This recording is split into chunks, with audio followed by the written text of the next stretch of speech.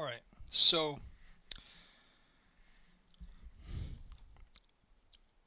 a lot of people are curious about male psychology.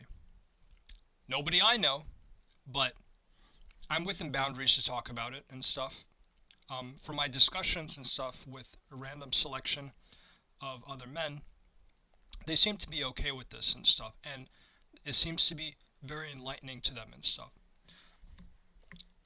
Men, um, maybe not necessarily exclusively and stuff, to the other genders and stuff, and I do respect other gender identities as well. Um, and I respect the variation of biological sex among humans. Um, you know, but going back to it, that little branch conversation, men tend to respond well when somebody's speaking earnest and they really believe in knowledge and stuff. When that person can take the space in the conversation to have an intelligent discussion and stuff. A lot of men like intelligent discussions. Um, so yeah, now there's something about male communication and stuff. It has an overlap with communication and people of um, just above average to the lowest rung of intelligence and stuff. Um, Men can have a very literal form of communication. They don't necessarily have an affective form of communication and stuff. Um, uh, Men, and I think a lot of that has to do with how testosterone is an ancient hormone and stuff. Testosterone wasn't originally meant to be a neuroenhancement compound, but it did.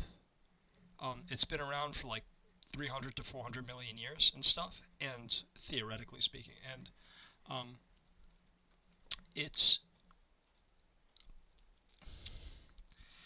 you know in men where this is chronically pretty high and stuff, sometimes even excessive and stuff. We call these the gonadic males and stuff. They have tend to have faster. They tend to have faster learning ability and stuff, better memory. Um, Prone to being averse of like prone to having an aversion to intellectual activity and stuff, enhance social intelligence, and um,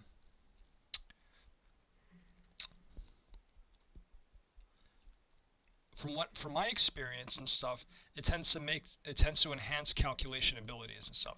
Not to say that it makes all of those ability categories supreme and stuff. No, this is not the case and stuff. If this were the case, every male athlete would be a genius and stuff. Most of them are perfectly the opposite. Um, and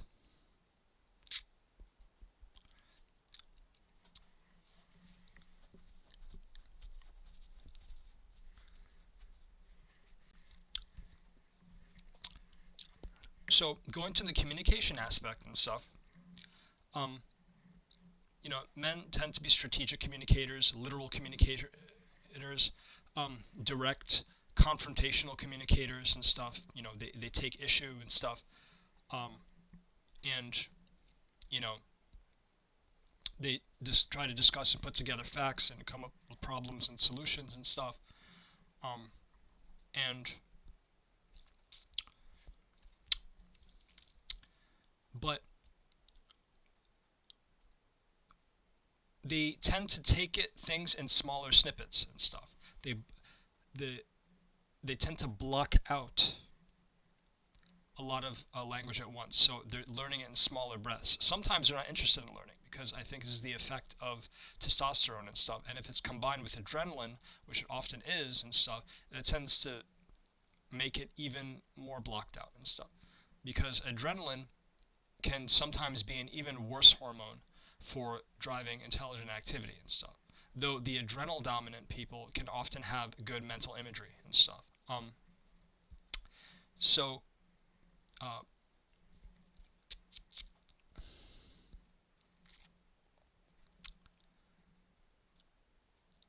So when you take gendered communication out of the way and stuff, you know, testosterone influenced communication, estrogen influenced communication and stuff, even even thymus influenced education and stuff, thymus influenced communication and stuff. I said education. Basically, what you get is a continuous meaning of how that person's words are connected together, be they scattered or not and stuff. But the when it comes to the gonadic male psyche and stuff, they're going to focus on the words and stuff. Testosterone definitely attaches itself to the verbal process. Um, but, I think in an even purer sense, it is an energizer and stuff. It definitely has a stimulant effect on the nervous system. Um, but yeah, there's some more liabilities and stuff. And basically overcoming these liabilities is part of the adult male maturation path and stuff. This is where boys become, you know, young adult men to, young men to lads, I guess, or bachelors and stuff to, silverbacks, more seasoned men and stuff, uh, older men, um, maybe it doesn't always fall on that scale and stuff, but like there's some variation and stuff. Um, I don't think the steps in the analysis have to be constructed in the way that I'm depicting here and stuff. I think with every step, there's some variations can be respected for sure.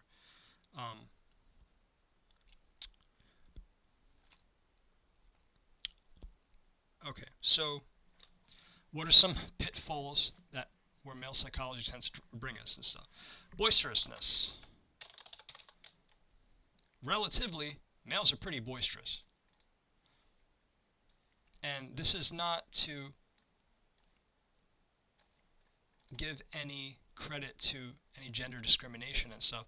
I'm just talking about what I know about my gender, my biological sex, from my experience and stuff, and about our inner lives and stuff.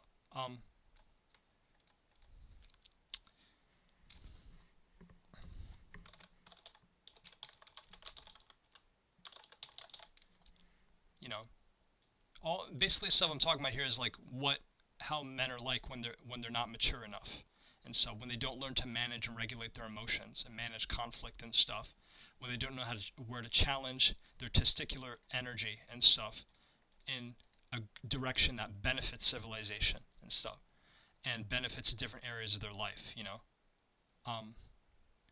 So like I said in the previous video, your cock can get you sent to hell and stuff, so to speak. Oh, I did something wrong. See, my single-minded male focus has done this.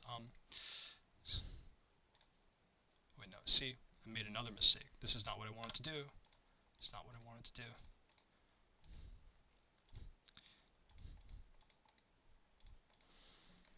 Okay, rudeness. Yeah. We try to find excuses to take breaks from manners and stuff.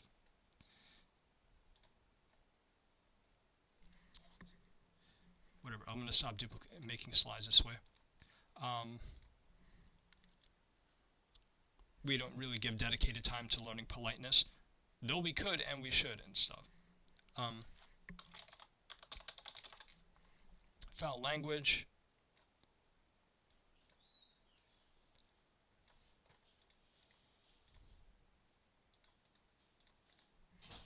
Yeah.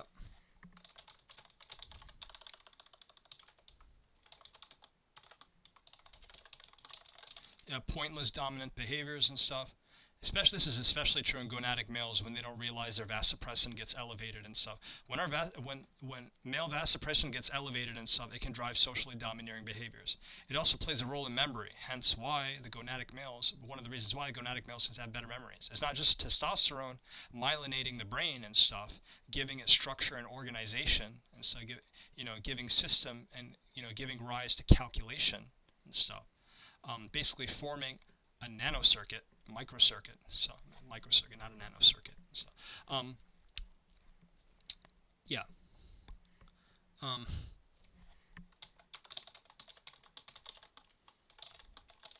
Now this right here is, I don't think this is a gonadic male liability and stuff, but this is definitely a liability of male psychology in general and stuff.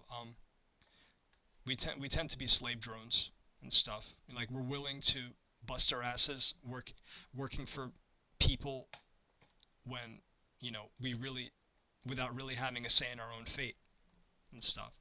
No respect for our own human dignity and value and stuff, and wasting our time and energy basically. um, Often slaving away for people that never really gave a shit about us and never gave enough of a shit to care about how to love us. And no, I'm not talking about our kids, our sons and daughters, our younger sister or younger brother that is at home with I don't know, a shallow hip socket that failed on them while they were running or whatever. No, no, no, not that type of thing. I'm talking about, you know, the people that we often foolishly choose to fall in love with and stuff, that just don't reciprocate in the right way, or don't make us feel loved or build us up and stuff, or boost us up, um, that type of thing. So again, this isn't about hating men. This is about telling the truth. So, or the ones that don't notice when like we're having a bad time, when we're emotional, and what to do.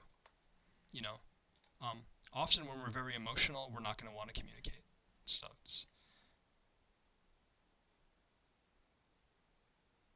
maybe, but yeah, narrow emotional range. This is another one, and that's also often effective testosterone. Testosterone doesn't really let you cry and stuff when it can be really good for you.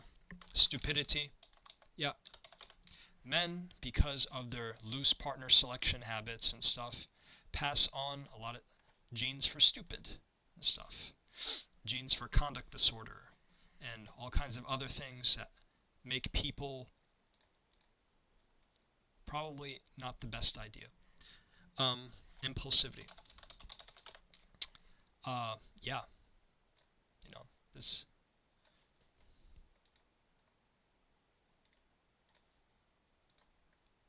And I'm kind of lumping these anyway.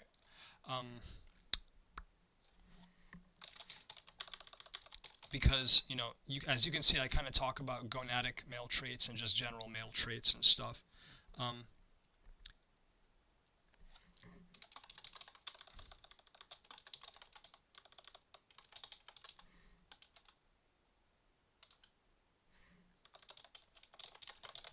Narrowed, restricted communication. This is what I was talking about. So, male communication is less dynamic and stuff. In neurodiverse populations and stuff, it can often be even more restricted, because those populations are harder to teach. Not that they know less, or they learn slower or something, or they can't learn something, so they're just harder to teach and stuff. And or they often just don't focus on developing their communication skills, which is definitely very useful. Yeah. Men are more likely to force the issue when other better options are there. Generally, and some men try to physically take action to solve a problem when they identify it, often seeing it as purely a practical issue or a visual issue and stuff, or not really looking into the deeper context or framework of an explained problem and stuff, or a complaint and stuff. Often, like for example, when dealing with a lady's complaints and stuff, they don't see how the emotional connection aspect might be important, because without addressing the emotional connection problem aspect of it, she might just find new things to complain about that aren't even wrong or whatever, or it just might never end and stuff. So there's that. Men, part of male maturity is really committing to understanding that and not letting it, be the devil in the details.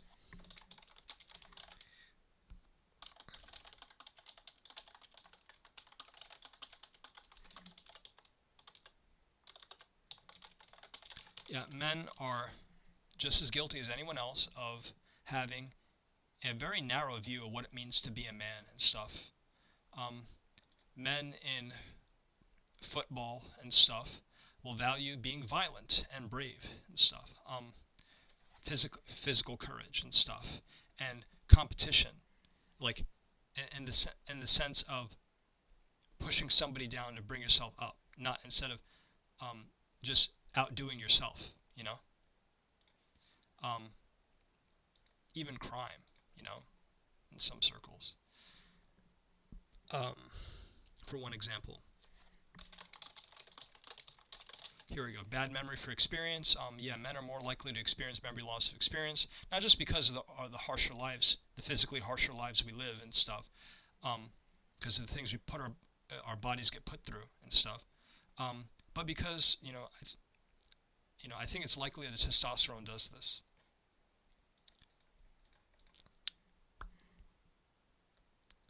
Dishonesty. Um, I mean, this could be for all genders and biological sexes, or biological sex statuses and stuff. I understand that hermaphroditism isn't necessarily a sex, but yeah. Picking fights. This is the thing about picking fights and stuff. When you pick fights, you've chosen a variation in conflict management and stuff.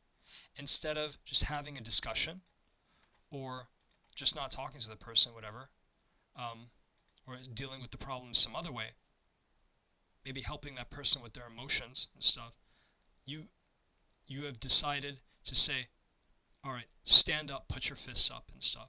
Gonadic males are and even more so adrenal males are more likely to do this. The thing about gonadic males is that we're just very relaxed and stuff, and we, like,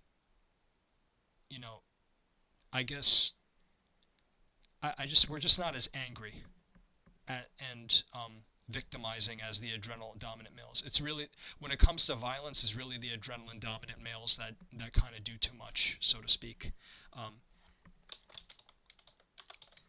Use and smoking. Yeah. Yeah, this is statistically what I've read. Men ingest more of this stuff than women do and stuff, but I mean, that can change. That's probably a cultural thing and stuff. Um,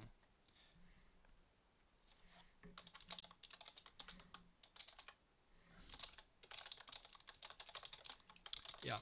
When certain hormones get too elevated in men and stuff, they're more likely to just omit details and stuff. And gonadic males and stuff, they tend to interpret social language not really in academic terms or like the deeper conceptual terms and stuff. You know, they tend to wait a bit sometimes as well to do that. Um, it's theorized with some credibility. This is due to pineal gland suppression. Um,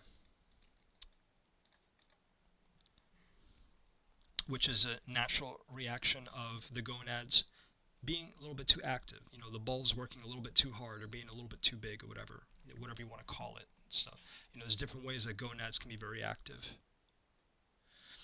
I don't think gonadic males necessarily always have the biggest balls of all time and stuff. Honestly, I've seen data to show that adrenal males can have more of that and stuff because of how adrenaline works with testosterone and how it enhances androgen sensitivity and stuff.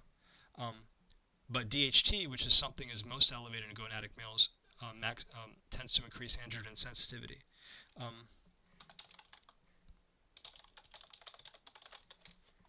And your androgen sensitivity is likely untouched if you haven't really abused drugs and stuff. It's very rare for a person to genetically, congenitally have very bad androgen sensitivity and stuff.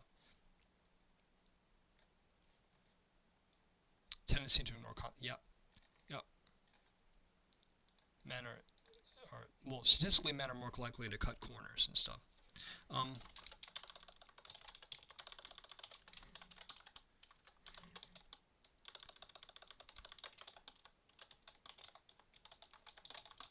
So yeah, right here, the obsession with sex, chicanery, and fighting. They're very simple drives to understand and stuff, and often people use this to manipulate men a lot. And in the sense that I'm talking about, manipulation is wrong. Okay, it is wrong to put a carrot on a stick, figuratively, to have somebody like a donkey to do your personal bidding and stuff. That's perverse in a lot of cases because that person has a job, they might have a family, other responsibilities, stuff like that. It's not good to quote unquote put people on and stuff.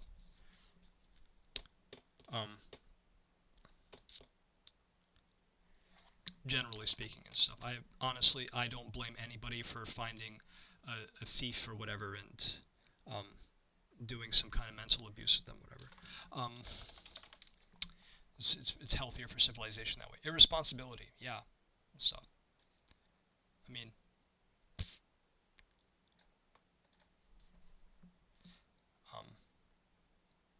there's data to support that men tend to be more commitment averse.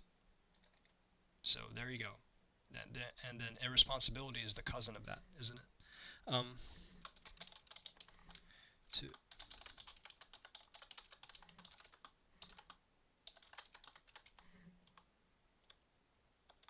yeah, I mean, this is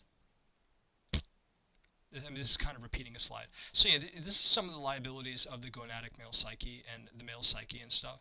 As you can see, biological gender or gender identity and stuff doesn't actually have a, like when you take the needed leap and stuff, incorporating women too, doesn't necessarily have the moral enhancement or intellectual enhancement and stuff, and doesn't have the maturity enhancement aspect that it does and stuff. It's for sex. The sex hormones are primarily for sex differentiation and stuff, for the reproductive process, because as to incorporate the biological aspect and stuff, when you have multiple multicellular organisms and stuff, you still have an organ and stuff. So societies, groups of humans and stuff, animals and stuff, form an organ and stuff. Because you still have multiple organs in the same neighborhood connected and stuff. They connect through their nervous systems, connective tissues and stuff. Because they talk to each other, so they communicate to each other, so to speak, and stuff, through touch, through signaling and stuff, and talking and stuff. This is a natural result of the information and stuff. Information in the study of matter, of energy and stuff, is gives rise to structure and stuff. It instructs and it moves material and energy and stuff. So when you have like dumb matter and stuff, cells growing and stuff, volcanic activity, whatever kind of material activity you have and stuff, there's going to be signaling that influences the motion of the material naturally and stuff, because there's so much emphasis, redundancy in the non-talking material and stuff, that the chance of, not only does the chance of the talking, the communication aspect, the information passing, circulation and stuff happens, but you get, you get structures that arise because, well, they did. It's in the natural history and stuff. So, what makes that inevitable and stuff? Well, I mean, not only does the human subjective capacity and stuff kind of give the make it like a lexicon where you have where we give meaning to these structures and stuff, but looking past the meaning to the inherence and stuff, these are stable imperfections and stuff that have this energy going through them, which creates this work and stuff. So we have these structures that work together and stuff. And in the cosmic scale, it makes perfect sense that eventually you're going to have things like human beings using their nervous systems and brains to communicate together and stuff. You just are.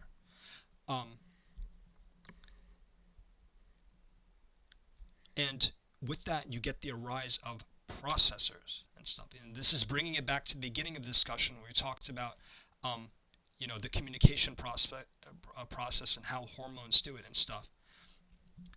In in terms of like, and this has a conception in energy physics and stuff. When you think about the massive energy aspect of it and stuff, that colorless, you know, those colorless masses and stuff, or those analytic structures and stuff that arise and stuff, because they definitely have analytic structures um, that make these respective classes and stuff. But um, y- like you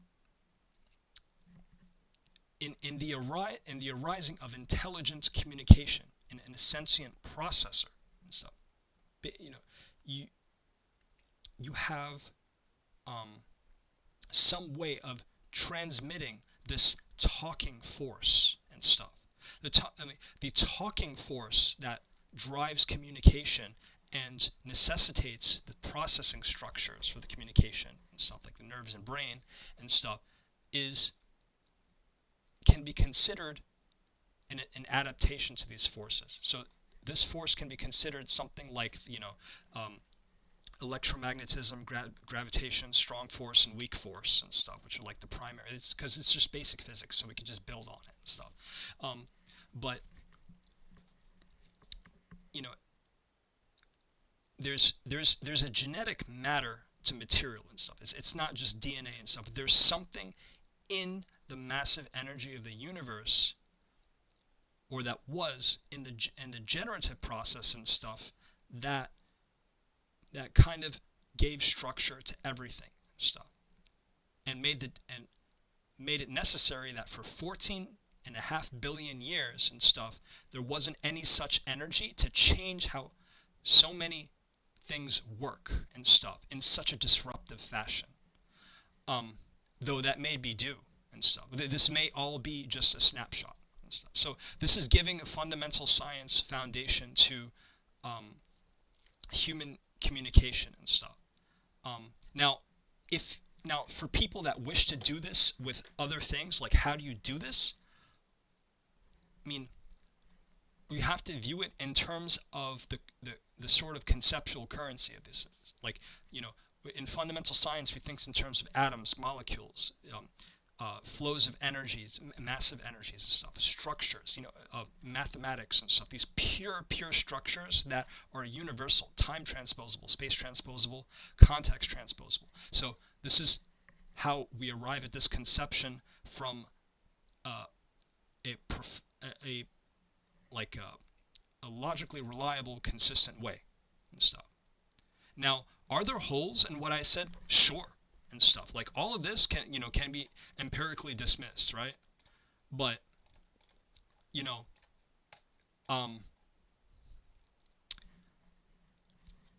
that just means the information is not useful to you. You don't necessarily need to use it and stuff.